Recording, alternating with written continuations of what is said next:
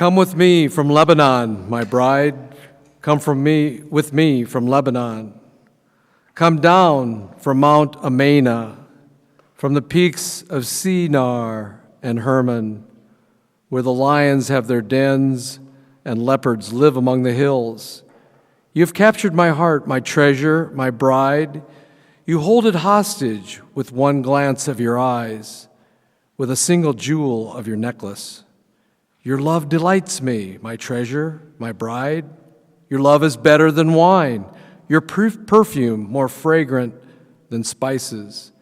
Your lips are more sweet as nectar, my bride. Honey and milk are under your tongue. Your clothes are scented like the cedars of Lebanon. You are my private garden, my treasure, my bride, a secluded spring, a hidden fountain.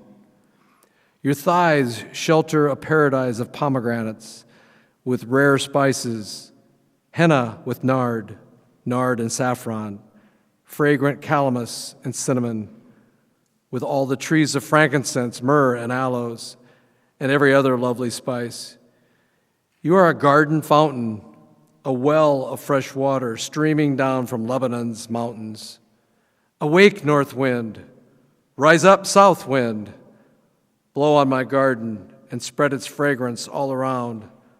Come into your garden, my love, taste its finest fruits. I have entered my garden, my treasure, my bride. I gather myrrh with my spices and eat honeycomb with my honey. I drink wine with my milk.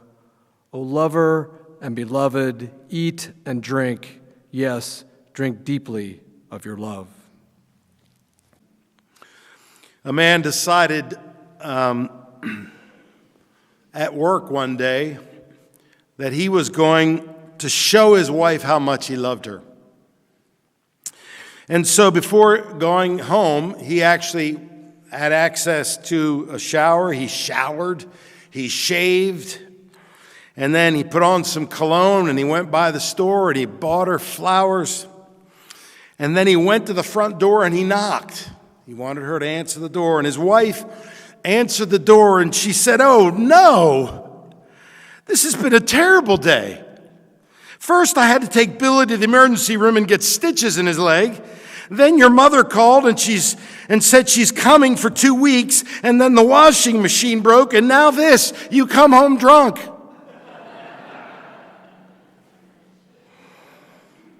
Sounds like a good relationship.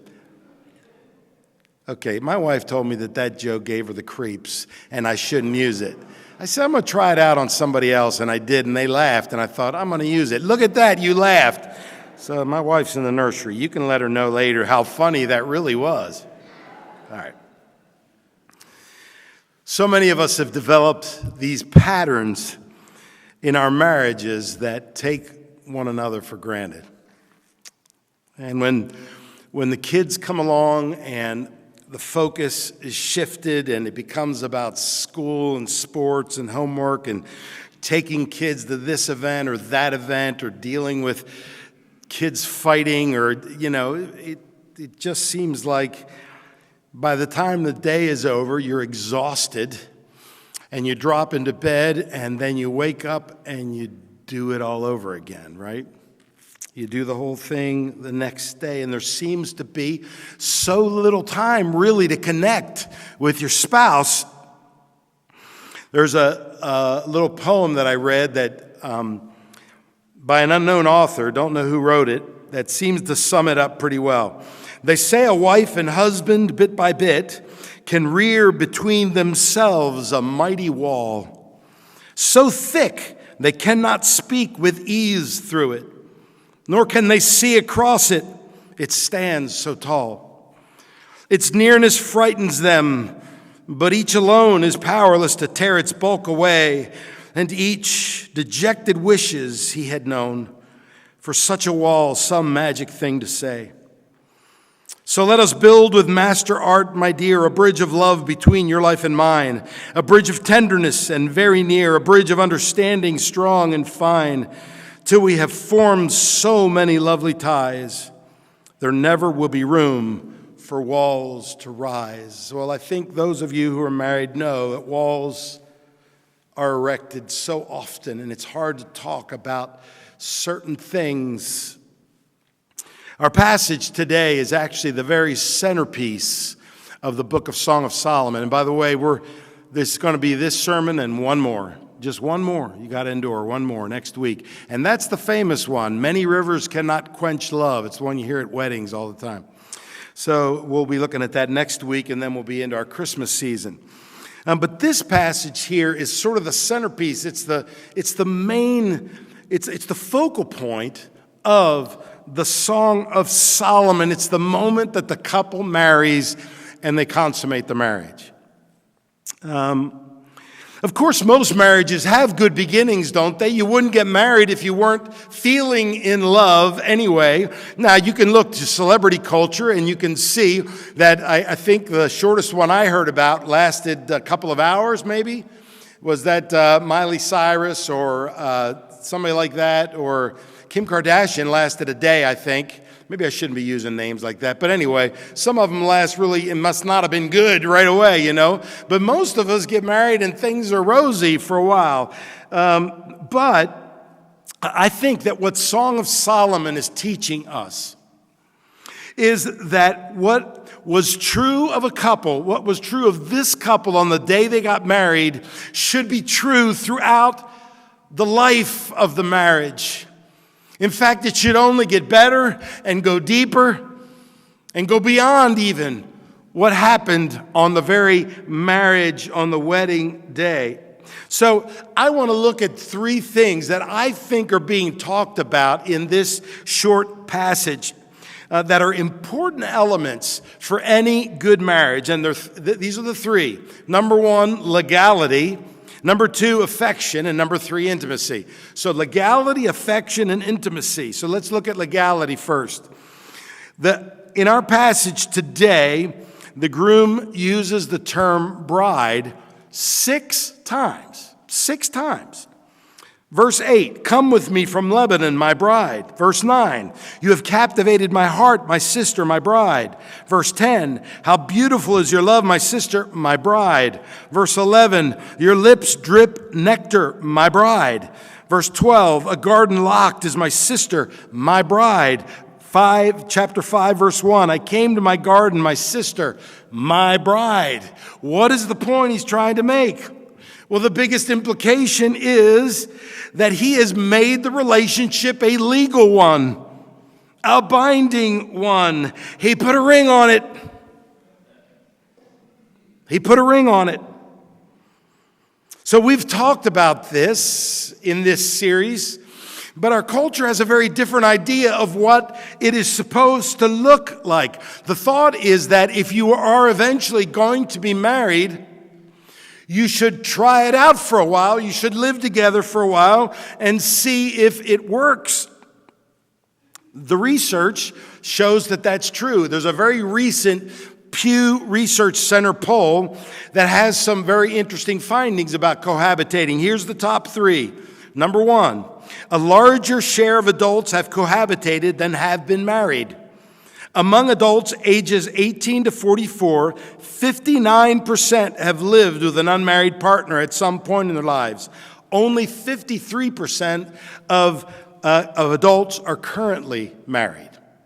So it's way more than that. This is the prevailing thought of the day. Number 2, most Americans, 69%, say cohabitation is acceptable even if a couple doesn't plan to get married.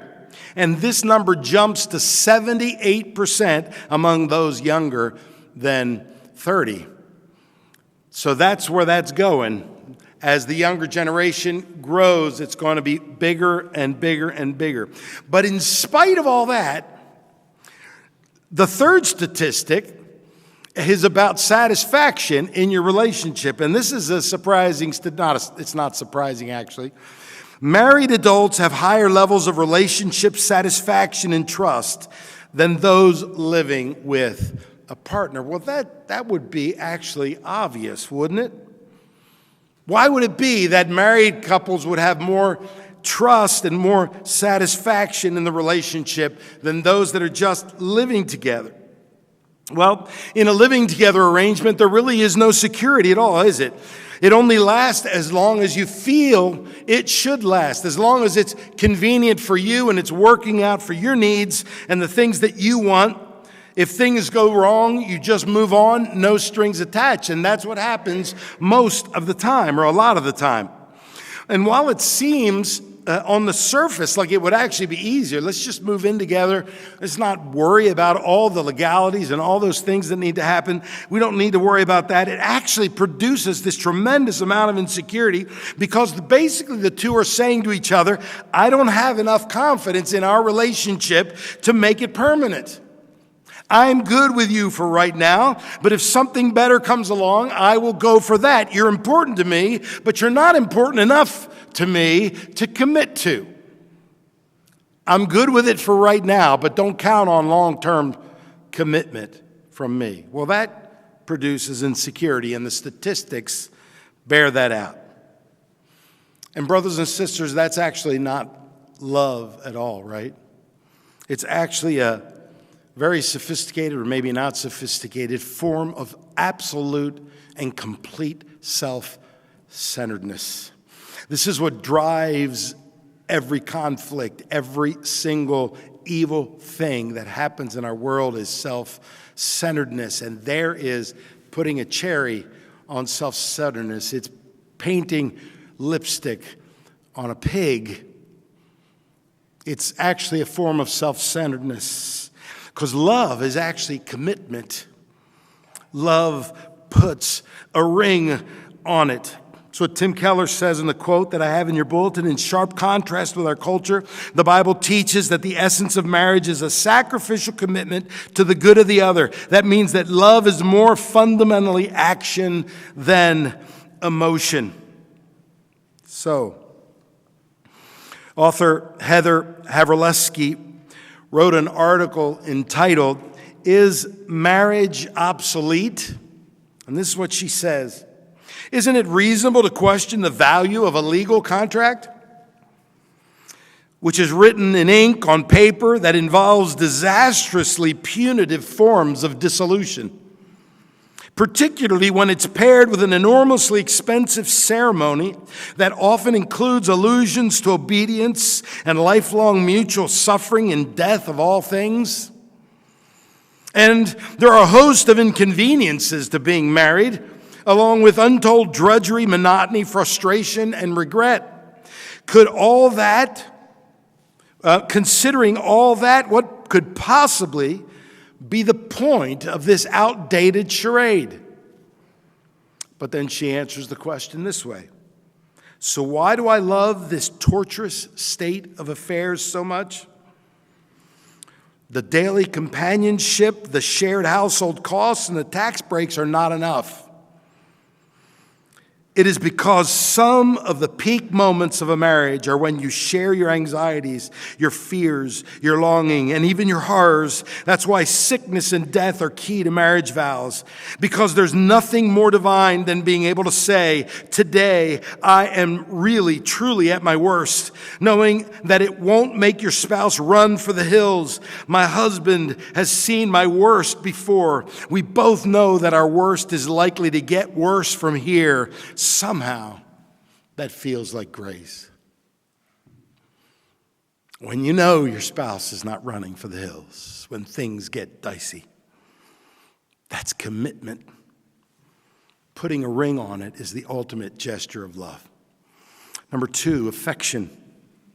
Listen to the language of affection here, verse 9. You've captivated my heart, my sister, my bride. You've captivated my heart with one glance of your eyes, with one jewel of your necklace. He uses the word my sister a lot. This is actually not his sister. It's not weird like that. What he's saying is that she is close to him like a sister. Their friendship is so deep, like any brother would have with his sister. They share friendship.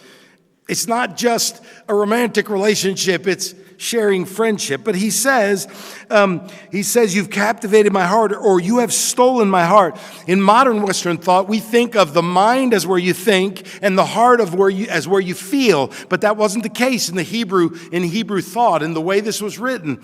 The mind was actually in the heart. So what he's actually saying to her is, you are driving me out of my mind. You have such a hold on me that I can't think straight when I'm with you. That is language that demands a response. He's not just saying, you look nice today, and she says, thank you, and that's as far as it goes. He's saying, you're driving me out of my mind. I don't know what to do. I'm so crazy for you. That demands a response of some kind, right? And she does respond eventually. It's the language of affection. He's ready to commit his life to her. He's ready to give his all to her. He's ready to speak wonderful words of love to her. He continues, verse 10, how beautiful is your love, my sister, my bride. How much better is your love than wine, and the fragrance of your oils than any spice. Your lips drip nectar, my bride. Honey and milk are under your tongue. The fragrance of your garments is like the fragrance of Lebanon. It's so easy to get away from affection in a marriage. You begin to take each other for granted. As I've already mentioned, the kids begin to be the center of your married life. Frustrations can easily set in, disagreements over how to raise the kids, stress when the kids are fighting, but sometimes there's stresses over finances. It's not going as far as you'd like it to go. The money isn't making it. There's debt. You don't know what to do, and it causes friction in the marriage. Life just gets hard. This idea of showing affection, even in the hard times, is really hard. I have always struggled with this. I'm a reactionary. When things go bad, I'm reacting, and it's not in good ways. We had 6 kids, and with 6 kids, there is always somebody fighting. It's just the way it works. I remember we had a house in Chile. For 3 years, we lived in this. It had enough bedrooms for us, but the living space was very small. And so we were on top of each other all the time. And you come into the house, and there's a living room here and a dining room here. You go in. They forgot to put a kitchen in the place, so they converted a hallway into a kitchen. It's just this little teeny kitchen right there. And a little office area. You go back, and then there's a small stairway to go to some bedrooms upstairs. And Kimmy's room was right there underneath the stairway. Our bedroom was over to the left. And Megan, our youngest, used to love to stand on the bottom step of the stairs and sing opera. Ooh! And we knew when she was doing it because it drove Kimmy out of her mind. And we would hear Kimmy scream from her bedroom, will you stop that? Well, that just feels like that's my memories of for years in our childhood. Sorry, Megan and Kimmy, if you listen to this, I'm all for you. I love you deeply. And I didn't get their permission to share that story. That was probably bad. But it was a really funny story. We laugh about it today. In fact, the other day, Megan was home and she sang opera on the bottom step. And we all laughed our brains out because it was really funny. But the point is, when this kind of tension is happening in a home, it's so hard to think affection. That our spouse needs our affection. They need our investment. What do I mean by affection? I mean kindness. I mean forbearance. I mean taking an interest in them. Carrying some of their load, perhaps. There are probably many, many other things. The times that I've been able to be affectionate with my wife, I've seen her bloom like a flower. You wonder why I don't do it more often. I don't know. I'm thick. I'm pretty thick.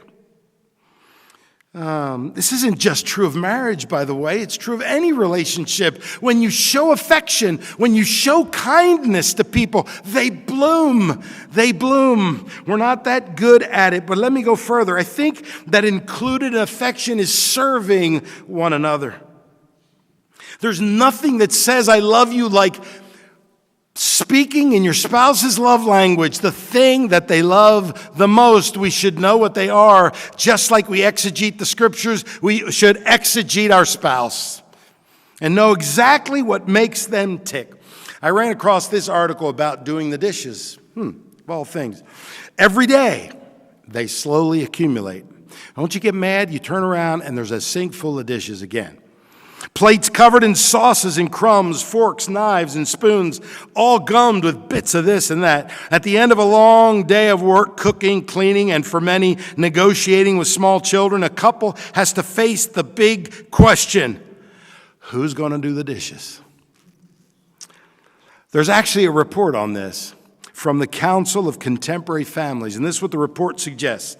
It says that the answer to that question can have a significant impact on the health and longevity of a relationship. It found that for women, it's more important to share the responsibility of doing the dishes than any other chore.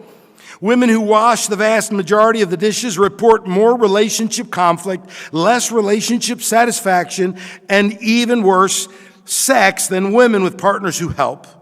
Women are happier about sharing dishwashing duties than sharing any other household task. What is it about dishes? Well, Dan Carlson, the lead author of the study, offers one possible reason. Doing dishes is gross. There's old, moldy food sitting in the sink. If you have kids, there's curdled milk in sippy cups. It smells disgusting. Couples who do share dishwashing responsibilities seem to have better relationships. According to Carlson, that's because a couple can do dishes as a team. When partners each handle some portion of the household tasks, they divide them in one or of two ways. They either split the chores, you cook Monday, I'll cook Tuesday, or they do them together at the same time. The nature of dishwashing encourages couples to stand in the kitchen together and work simultaneously until the job is done. That kind of teamwork, especially when practiced regularly, often makes partners feel more connected, ready to tackle the gross and the curdled in and outside of the sink. So the moral of the story is, if you're having relationship trouble, do the dishes together. It solves it all. No, it doesn't. But it's interesting, isn't it? This whole idea of affection, of investing in what will make the other person blossom. Usually we're wanting to control them to give us what we need, instead of thinking of what they need and trying to supply that need. It's affection. I think in our passage, I think he is all about that. He's all about words of love and encouragement and making her feel like $1,000,000. Number 3, intimacy. I do think that the point of all this is intimacy. I think what we're looking for in a marriage is intimacy. We've talked about this, but I want to make the point again about intimacy. Our culture thinks that intimacy is just about physical relationship. And in fact, in our hookup culture, the other two things, the put a ring on it, and even the affection part, unless they're manipulating the affection to get physical intimacy, all those things are out the window. It's just about the physical intimacy. I had a colleague at the last university where I taught, and we were pretty good friends, and he had been part of a very well-known band that traveled the world. And they played a concert almost every single night. And he told me that his express purpose in every single place where they played a concert was to find a woman afterwards with whom he could be intimate. He said with some of them he had to talk them into it. But this just happened over and over and over and over. But after numerous years of doing that, he confessed to me, and he's not a Christian at all, he confessed to me that it was a completely empty way of life that he wanted no part of anymore. He's married now and has three children. Even people in our secular culture admitting that it holds no value when that is the main focus of a relationship, when that's the main part. It really does not satisfy at all. Well, what we have here in our passage is the consummation of the marriage. Yeah, it's about the physical intimacy in the marriage. Let's just look at it a second. This is verse 16. Awake, O north wind, and come, O south wind. Blow upon my garden, let its spices flow. Let my beloved come to his garden and eat its choicest fruit. She invites him to her garden. We could talk a bunch about the garden. It has all kinds of visions back to the Garden of Eden, where it was a blissful garden. Everything was perfect, including that part of the relationship between Adam and Eve. The Garden of Eden was a spectacular place, and she's inviting him to her garden. And then the moment happens, and he says it this way. I came to my garden, my sister, my bride. I gathered my myrrh and my spice. I ate my honeycomb with my honey. I drank my wine with my milk. That's it right there. The implication is the physical consummation of the marriage. This is the right time. You remember 3 times she said, let us not awaken love before it's time. It wasn't time until he put a ring on it. It wasn't time until the affection flowed between the two of them. But this is the time. This is the right time for it to happen. But this physical intimacy is hardly the center point of the relationship. It's not the main thing. The truth is that through the course of a lifetime with married couples, physical intimacy will wax and wane. It comes and goes. It's good and it's bad and it's whatever. If it's the centerpiece, the relationship is not going to last at all. I'm not saying it's not important. God made it. It's right. It's good. Between a married couple, it's a very good thing, but it's more like icing on the cake, which is built on and adorns a different kind of intimacy. An intimacy where there's commitment to one another, where there's great affection, where there is service one for the other, where there's putting the other one first, where there is a dying to oneself.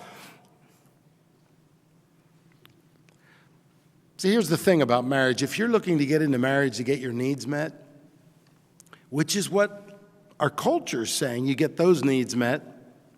If you're looking to get into marriage to get your needs met, you're in trouble. You're in deep weeds. It's not the purpose of marriage at all, and you'll never get your needs met. If that's your purpose, get ready for disappointment. Get ready for a rocky, rocky road. In fact, when this is the attitude, then your relationship just has become manipulative. If you need to be fulfilled by your spouse, you are a manipulator. That's what you're doing. You're trying to get them to fulfill your needs. It applies way beyond just marriage. It's friendship too. If you need something from your friend, then you will manipulate them to get what you need. That's manipulation. It's not love. Love is, I want you to flourish. I want you to do well. I will do everything in my power for you to flourish. Imagine what that would look like if we all did that with one another. See, there's nothing like marriage to put a magnifying glass on all your faults. You're living with the other person. You never really know them until you live with them, by the way. And when you live with them, suddenly you start seeing some stuff that you're not that happy about. Those little habits that seemed so cute before you were married are not that cute anymore. I've shared this at several weddings, but I have it in writing from my wife before we were married that I was allowed to have a little pile in the corner.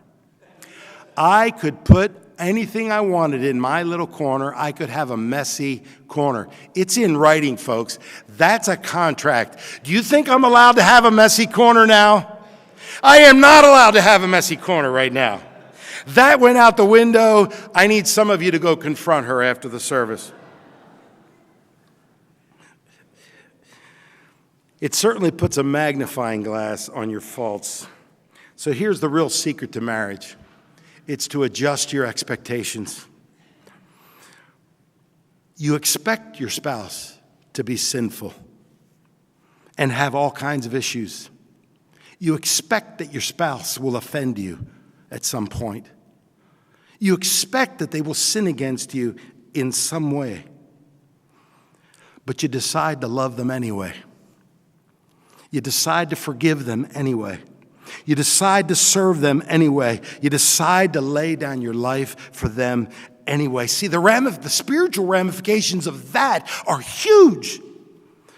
There's nothing that leads to intimacy like laying down your life for your spouse. There's nothing that leads you to want intimacy with your spouse as when they forgive you, when you haven't done the right thing, when they love you in spite of the way you haven't loved them well.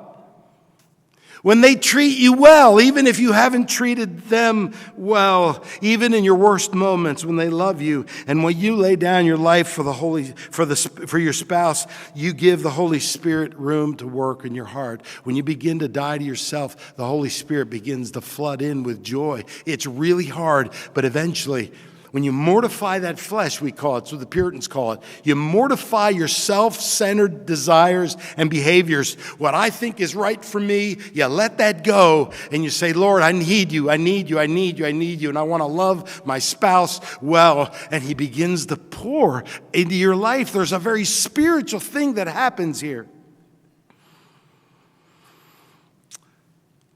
Brothers and sisters, the biblical way of looking at this is that physical intimacy would be absurd. It's absurd without the other elements. It's absurd without the legality of the ring on it. And it's absurd without the affection and the love and the forgiveness and the pursuing one another. It's absurd. And what we have is an absurd culture that's going off the rails. See, self-focus brings only sadness and despair, and we're seeing sadness and despair in our culture in epidemic proportions. So it's really no wonder that Paul, in the book of Ephesians, relates marriage to what a relationship is with God himself. He says, husbands, love your wives, Ephesians 5:25, as Christ loved the church and gave himself up for her, that he might sanctify her, having cleansed her by the washing of water with the word, so that he might present the church to himself in splendor, without spot or wrinkle or any such thing, that she might be holy and without blemish. Jesus loved us and laid down his life for us, not because we were so lovely, not because we were the cream of the crop, not because he had something to gain from it. He loved us because he chose to love us. He actually put a ring on it. When he gave himself for us, he wasn't offering a casual live-in relationship. He wasn't saying to us, I will be there for you as long as you're there for me. He was saying, I am there for eternity. I'm putting a ring on it. This is going to last forever. See, he means to complete his work in us and to bring us safely home. That's his commitment. He won't drop out halfway through just because we didn't get something right and just because he didn't get something he wanted. The truth is that he wants us, and he will go to any lengths to get us. He's full of forgiveness for us, and he stopped at nothing to get it. Second, he's been kind and affectionate to us. We were like sheep without a shepherd, and he came to be our shepherd, to lead us beside quiet waters, to restore our soul. He took hell for us so that we wouldn't have to take it. He assures us by telling us that there's no condemnation for those that live in him, that nothing can separate us from his love, that he sings over us beautiful songs of love and affection. He assures us that he will bring us safely home. What can you do to thwart that? You're not powerful enough to thwart the God of the universe who has decided to set his affection on you, and we act like he hasn't. Now, don't get me wrong. If you haven't trusted in him and seen him and know that he died for you, then maybe you don't know him at all. But if you have given yourself to him, why do you doubt that his love would be for you? He put a ring on it. He committed to you. It's absurd to think that he would stop halfway through. And then he's offered us a greater intimacy than we could ever know. It's an intimacy that is available to us. We usually just don't take advantage of it. We live by our wits. We live by our gifts. We live in self-reliance. We wonder why we're anxious and fearful and angry. We live like we're on our own. We live like we're orphans, like we don't have a God who is committed to us for eternity. We live by our own wits, and then we don't know what to do, and he offers us intimacy to those who would truly seek him.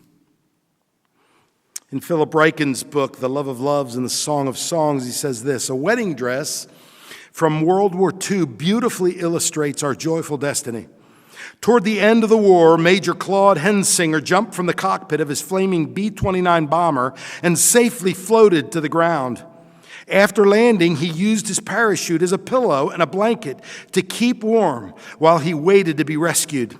Hensinger made it back home safely, and when he proposed to his girlfriend Ruth a few years later, he offered his life-saving parachute as the fabric to create her wedding gown.